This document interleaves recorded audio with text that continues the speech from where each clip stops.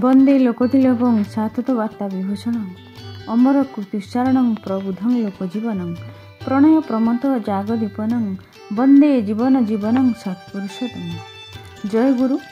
प्रथमे आपण मानक समस्त को आमर ये अमृतवाणी चैनल को अनेक अनेक स्वागत जनाऊँ।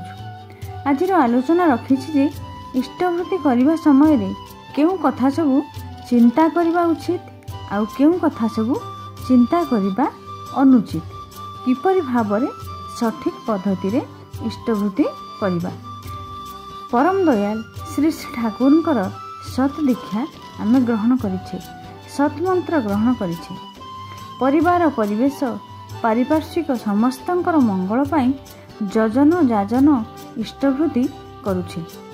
इष्टवृत्ति किपरि पद्धति रे करा जाए ताहा तो आमे समस्ते जानिछे। मु भी पूर्व वीडियो मानकरे इष्टवृत्ति विषय रे बहुत कथा अपलोड करिछि। तेबे जदि आपण माने कहिबे परवर्ती वीडियो रे पुणी अपलोड करिवि। वीडियोटी देखिबा पूर्व जदि आपण ए चैनल रे नुआ अछंती तेबे चैनल टी को सब्सक्राइब करबा पई अनुरोध रहला। इष्टवृत्ति करबा समय रे सबुठारु बड़ भूल हेउछि जे आमर स्वार्थ चिंता। आमे माने जानिछे जे इष्टवृत्ति करबा समय रे मनरे केवल इष्ट चिंता करिबा आ सत नाम जप करुथिबा। सेतेबेले मनरे जेपरि कौनसी कामना बासना न रुहे। आमे जे कौनसी यज्ञ जे कौनसी पूजा करबा को जाऊ आमे किंतु गोटे निर्दिष्ट उद्देश्य नहीं करिथाउ। जे कौनसी गोटे उद्देश्य नहीं आमे प्रार्थना करिथाउ, सत्संग करिथाउ, पूजा निवेदन करिथाउ जे आमर से उद्देश्यटा पूरण हेउ।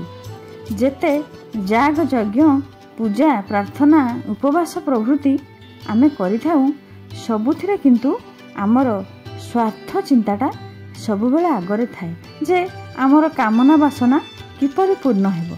किंतु पृथ्वी रे जेते यज्ञ अछि महायज्ञ अछि से सबुर ऊर्ध्वरे किंतु एई जे इष्टवृत्ति यज्ञ एई जे महायज्ञ एथिरे केवल आमे इष्टंकर कथा चिंता करू, इष्टंकर भरण पाई चिंता करू। इष्टवृत्ति हेउछि इष्टंकर भरण आउ एटा हेउछि बिना शर्ते।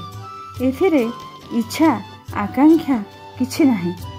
अनेक लोक अछंती जे इष्टवृत्ति करबा समय प्रार्थना करंती जे परिवारर समस्तंकर मंगल हेउ, दुख विपदरु रक्षा करंतु, रोग शोकरु रक्षा करंतु, एहिपरि अनेक इच्छा करिथांती। इष्टवृत्ति करबा समय एही धरणर किछि भी चिंता करबा उचित नुहे।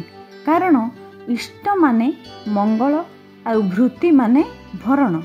से तो मंगलमय आउ आमे तो मंगल पाई इष्टवृत्तिटा निवेदन करुछे ना। तेणु किछि स्वार्थ चिंता करबा उचित नुहे जे मु इष्टवृत्ति करुछि तार सहित एक कंडीशन जे ठाकुर एइडा मोर पूर्ण कर दियो। एइडा हेउछि सबुठार बड़ भूल।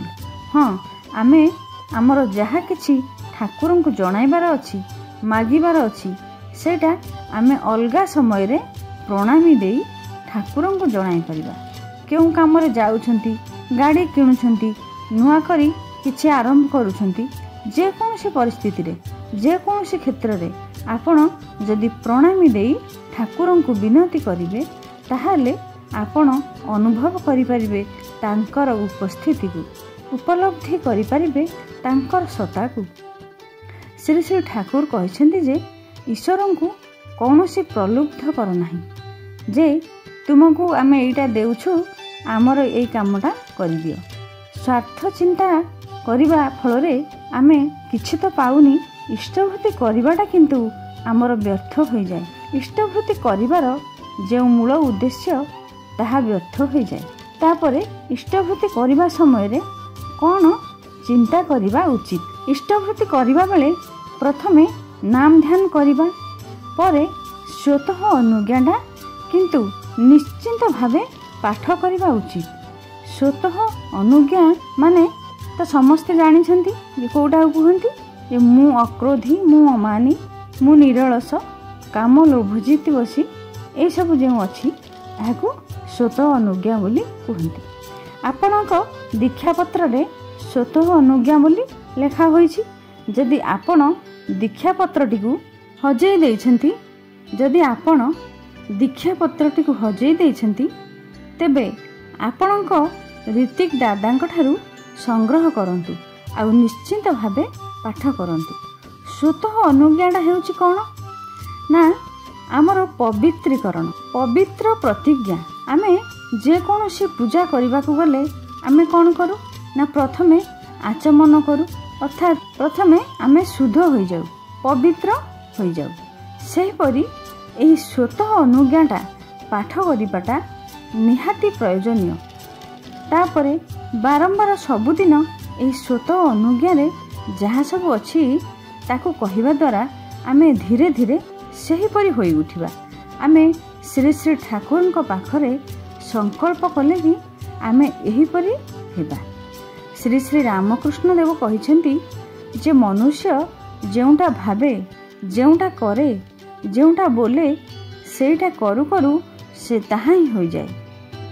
जी बोले आमे पापी से पापर डूबी पड़े, आउ जी बोले आमे मुक्त से मुक्ति लाभ करे। तेणु आमे जेपरि हेबा पई कहिबा सेहीपरि होई उठिबा। तेणु इष्टभूति करने समय कौन सी स्वार्थ चिंता करवा नहीं, निस्वार्थ भावे इष्टानुग होई करवा दरकार। परम दयाल श्री श्री ठाकुर এই इष्टभूतिटा निज हाथ रे स्वयं ग्रहण करती। तेणु आमे श्री श्री ठाकुर को अर्घ्य निवेदन करुछु, से स्वयं ग्रहण करुछंती। एई भावना मनरे जीवंत रखी इष्टभूति करवा दरकार, ताहले तार फलटा आमे पाऊ। आज आमे खूब सुंदर भाव जानिले जे एई जे आमे इष्टभूति करुचे ताहा कौनसी स्वार्थ पई करबा उचित नुहे। केही केही कुहंती जे आमे तो इष्टभूति ठीक ठीक करुछु, आमर काई किछि तो हेउनी। दीक्षा नेलु, इष्टभूति कलु, किंतु किछि हेउनी काहेकि ना से माने ठीक ठीक इष्टभूति करू नाहंती। श्री श्री ठाकुर जो भावे चाहिछंती से भावे ठीक ठीक इष्टभूति करिले आमे निश्चिंत तार फल पाइबा ही पाइबा। आजिर आलोचनाटी को एठी रखुछि। भिडियोटी किपरि लागिला निश्चिंत कमेंट माध्यम रे जणाइबे। शेषरे समस्तंकर पंच महाविद जीवनर मंगल पाई दयालंक निकट रे प्रार्थना जणाई रहुछि। जय गुरु।